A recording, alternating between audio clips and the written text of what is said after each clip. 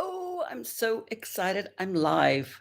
I was just figuring out a few things, but I've got the hang of this now. Cheapers creepers. Let me get myself comfortable. So we're talking about imposter syndrome. Where are you? Just getting comfortable. I am in what looks like a hotel room. That is why that's why it looks like a hotel room, because I'm in a hotel room. Sorry, I'm just trying to give you like a decent little picture of this here so you don't have to see all that stuff that you don't need to see. Not that it's not impeccably tidy, obviously. So delighted to be with you. So we're talking about imposter syndrome. I'm just going to take a beautiful breath in and a beautiful breath out. And you might want to as well. I might even take another one, actually. Just gets us grounded here in the present moment, which is a very good place to be. So if you're there, give me a thumbs up, share, like, subscribe, do all that lovely stuff, and let's get to work. Let's get to work. And I love to see your comments. It really helps. Any questions and anything at all. So I was working with someone last week who is typical client who is so typical of a lot of people that I come across who are so talented, so clever, so qualified to do what they want to do, and yet don't feel that way. And they talk about feeling that they have imposter syndrome.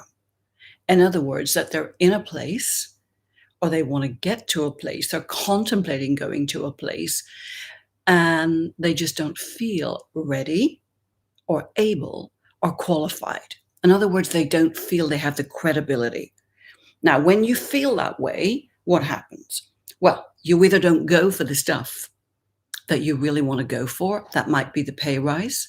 That may be the potential promotion.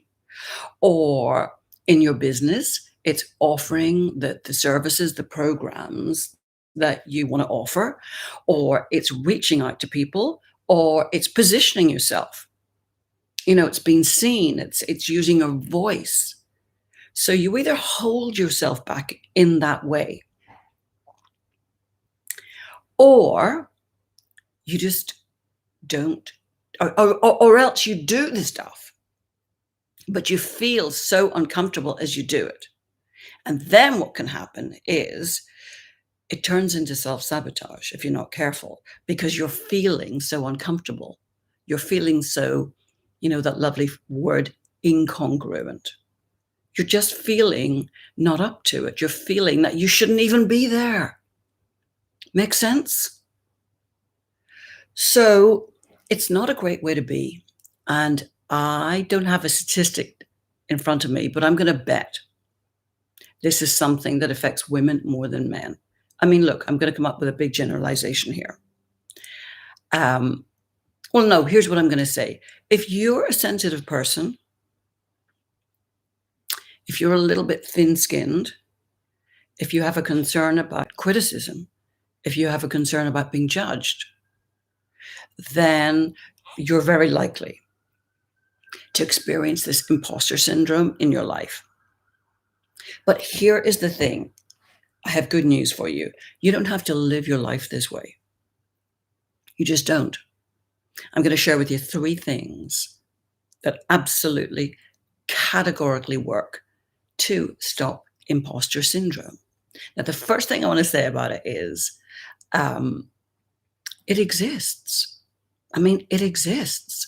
Whether you call it imposter syndrome, and it's a pretty good phrase for it, or whether you call it self-sabotage, or whatever you want to call it, this feeling of not being good enough, of not being ready, of not feeling credible or qualified, it exists. Now, here's the thing. I think we should all stop being scared of it. In fact, I think we should embrace it and actually even welcome it. Here's why. It's a sign you're going for growth. It's a sign you're going for growth. It's actually a sign you're a dynamic, driven, ambitious person. And you can see and you can sense and you can feel the growth that's available to you. It's just ahead. It's just ahead. So it's a good sign. It's a good sign. Now, the really important thing, obviously, is what you do with that feeling, what you do with that sensation, how you handle it.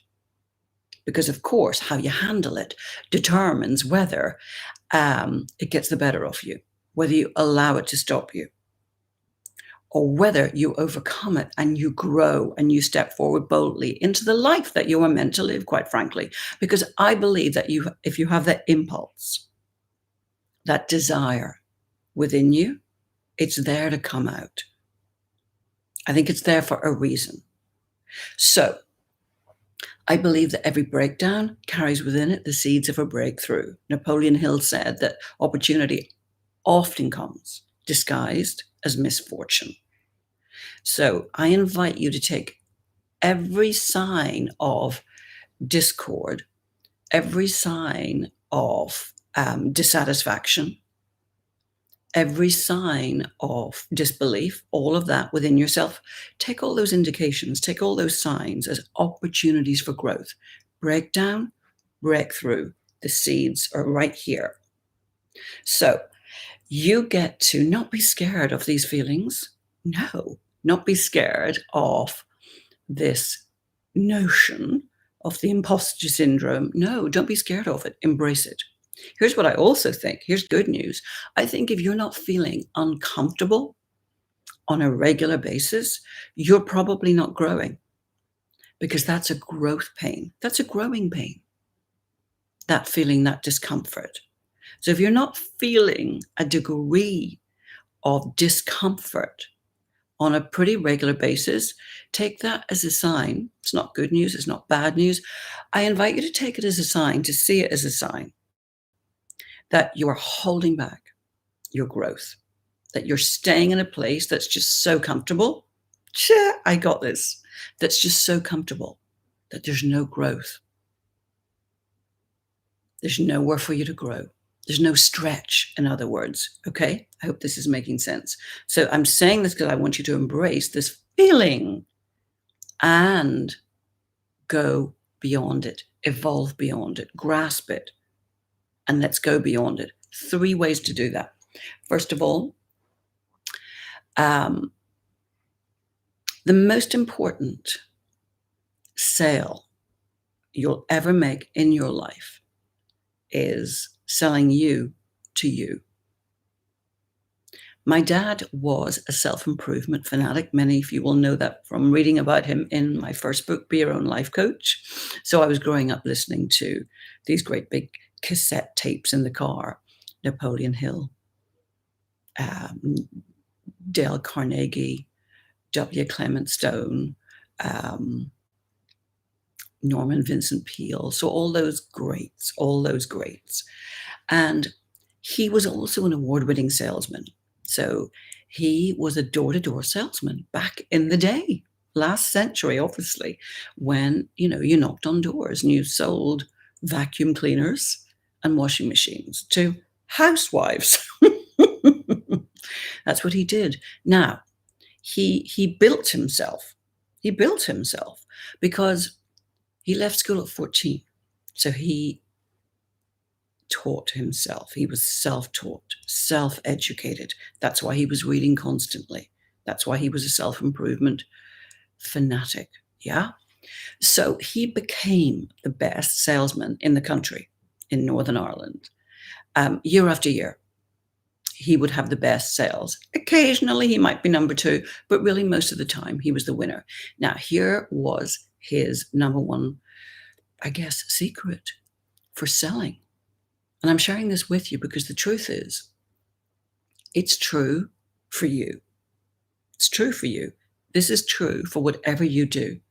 Now, whether you are selling a service, whether you have your own business or products, or whether you are in employment, you're selling. You're always selling. And the thing that you're really selling is you. Because people are going to buy from you when they feel your confidence, when they feel your conviction, when they feel that you feel you're credible. So my dad used to say, don't sell anything until you're sold on it yourself. Sell it to yourself first. Sell it to yourself first. Now, I took that on board, but I never really understood it or applied it to my own situation until a time came when I really needed it. I had signed the book deal for Be Your Own Life Coach. And I got a great deal. And even my agent was like, you got a great deal. You're a first-time author, da-da-da, da-da-da. And so I felt that pressure. Obviously, I had received an advance. And the point was that they got their money back, the publisher, when the book started to sell. So there's a pressure on them. There's a pressure on me. I'm sitting at home in my living room in England, and I have this little word processor, little brother word processor. In the days before laptops and the internet and everything. And this was, when was this? Probably 1999. Probably 1999. Yeah. And I went to type out the first chapter of Be Your Own Life Coach, and nothing came. Oh my gosh, just nothing came. And here's why. I was consumed with this thought. Why me? Why me? What gives me the right to do this? I mean, who am I? Who am I to sit down and write this book and tell people how to live and share my thoughts and my tips and my techniques and all of that stuff? I mean, who am I? Remember, I had come into coaching before it was officially invented. There were no coaching courses way back in the day.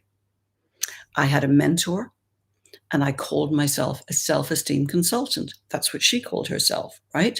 And then when coaching started to come into our vocabulary and our understanding, I saw that that's exactly what I was doing. Helping people challenge their thinking, challenge the way they were doing things, think bigger, grow. And then as time went on, of course, I became more of a business coach, helping people with very specific challenges. But back in the day, there was no coach training course. Now, of course, I contribute to coach training courses. There's the irony. But I thought to myself, where is my credibility? Now, this was imposter syndrome, big time, big time.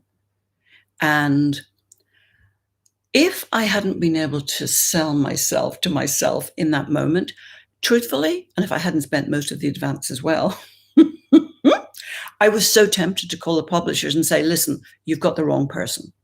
I'm sorry. I don't think I can do this. And I don't want to cheat anyone. Don't want to cheat you. Don't want to cheat readers. I just don't think I'm the right person to do this. And you deserve. I had all this whole speech in my mind figured out. And then I remembered what my dad had said. Sell it to yourself first. And I thought to myself, could I? Could I sell myself to myself? Then maybe I could do this. And that's what I did. I sold myself to myself as the perfect person to write the book. I sat down and I looked into my life and I looked into my history. I looked into everything I'd done for the evidence that allowed me to have the feeling that I was credible. And after about 10 minutes, I looked at that list and I thought, yeah, of course I can do this.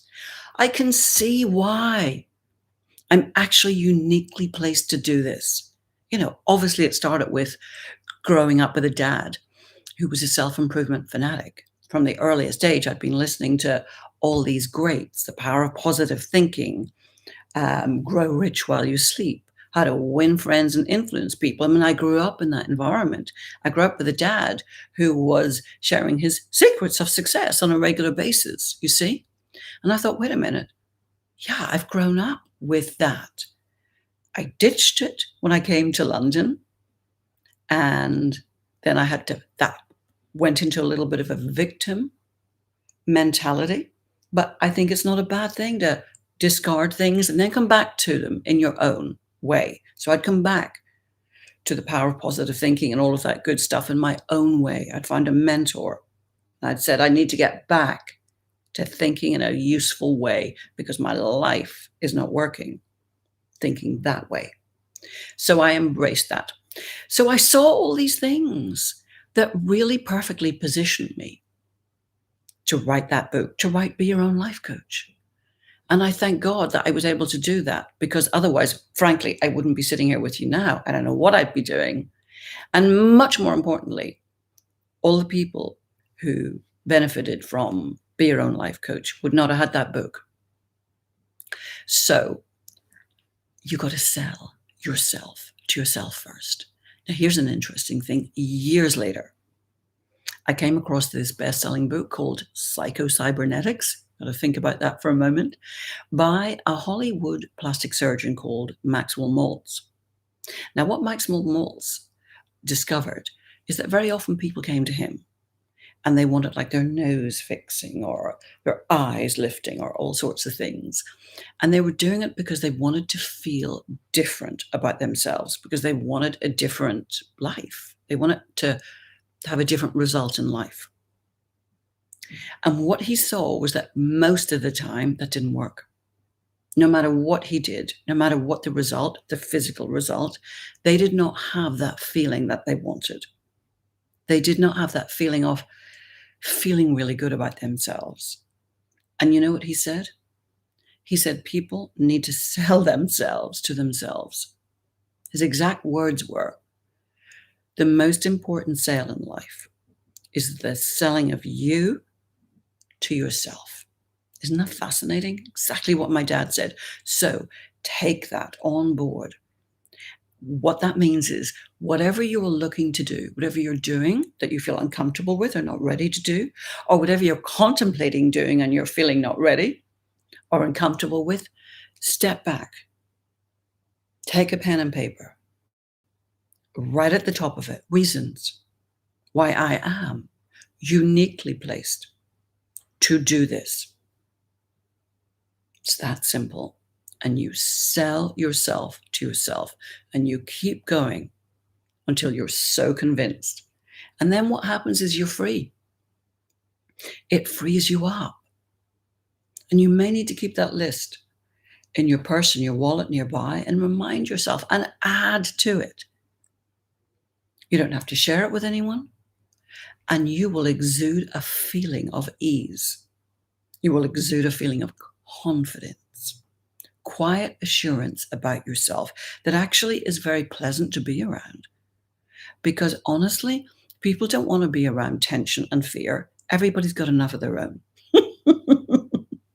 So we don't want to be spreading any more of that, right? There's enough of that in the world as there is. So you don't want to be spreading more tension, anxiety, and fear, which is what happens when you feel it. Of course, that's what people feel from you. So you want to handle that, you want to manage it, and you want to go beyond it. Okay? Hope this is making sense.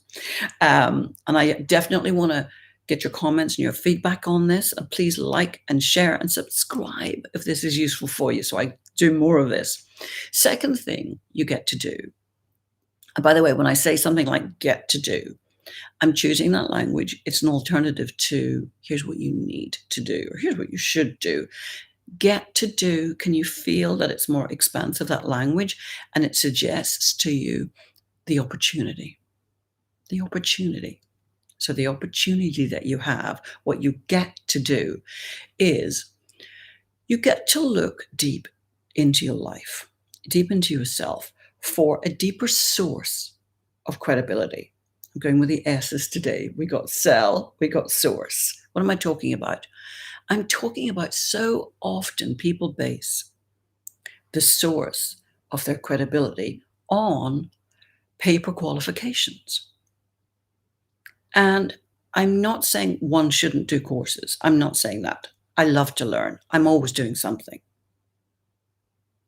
But you got to be careful that you are taking your true source of credibility from that qualification, because that might set you up to never feel ready, because you're always on that treadmill of another course, another program, another certificate. And here's what you're doing if you're not careful. You're putting the source of authority on an outside authority. You're never taking the time to actually look for the deeper source of your credibility, which, believe me, is there. I'm going to tell you where it is in a second. But the real deep sense of destiny that I really encourage you to look for, because it's going to change how you feel about yourself. It's going to change how you feel about life. It's going to change everything you do. And look, empowerment is the name of the game. I want you to be freed up, to feel empowered in life, not to be passive, not to feel a victim, not to feel that all of that good stuff is for other people. No, if it's in you, if you're feeling that drive and that impulse, that desire and that ambition, it's in you for a reason. It's in you to come out because it wants to come out. It's your natural, God-given self-expression. I believe it's what you came into this time around, to express. And I want to encourage you. I want to show you.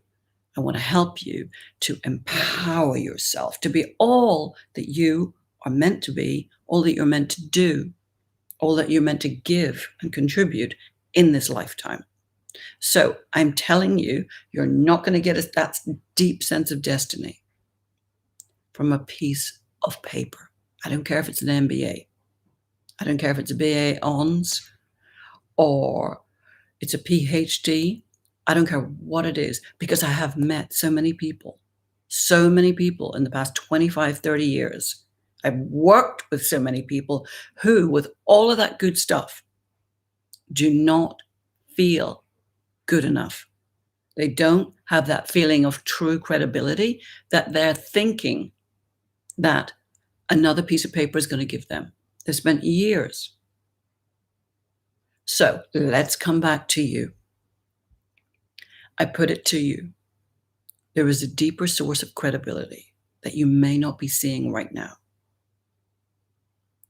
And that deeper source of credibility is in your life. It's in you.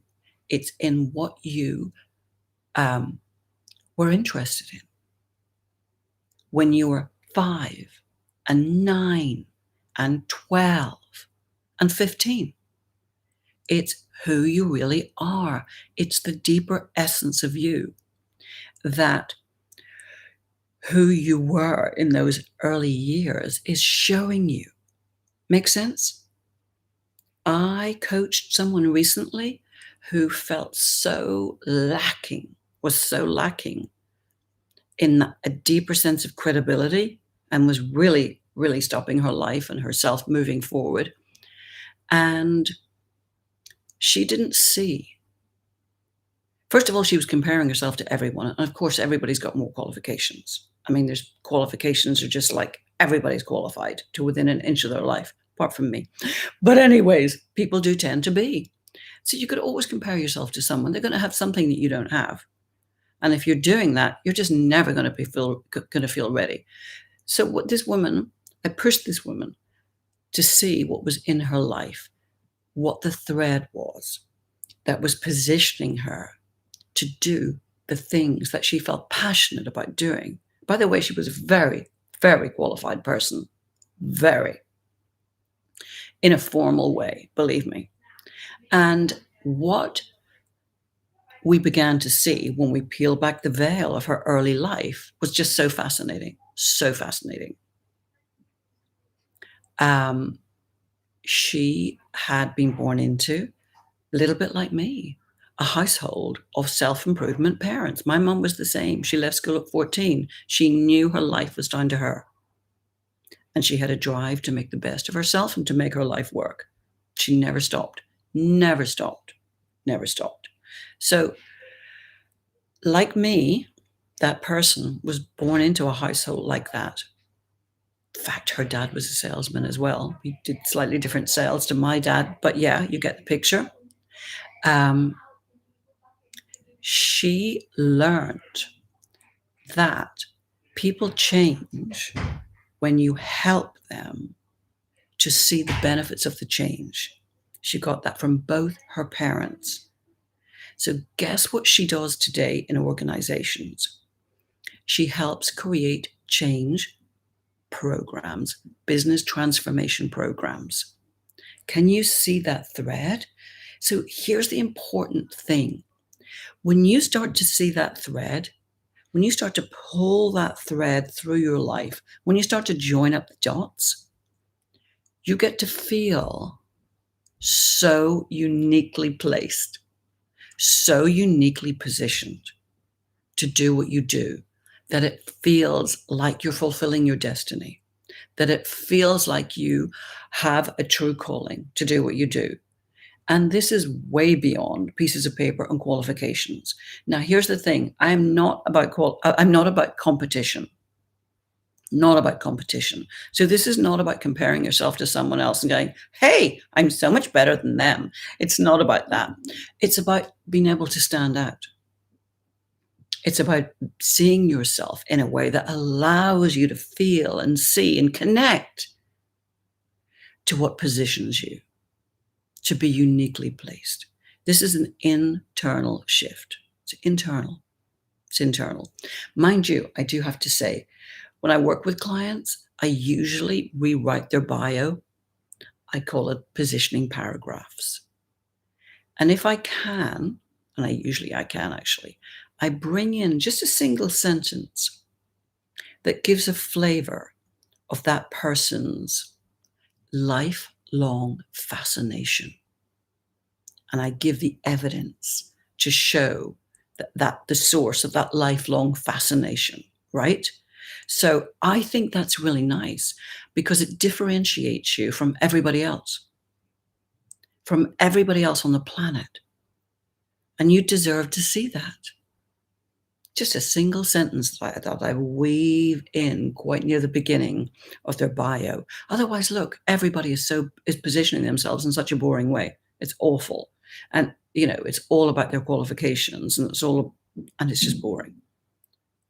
And giving a flavor of why you do what you do, why you feel so strongly about what you do. People love that.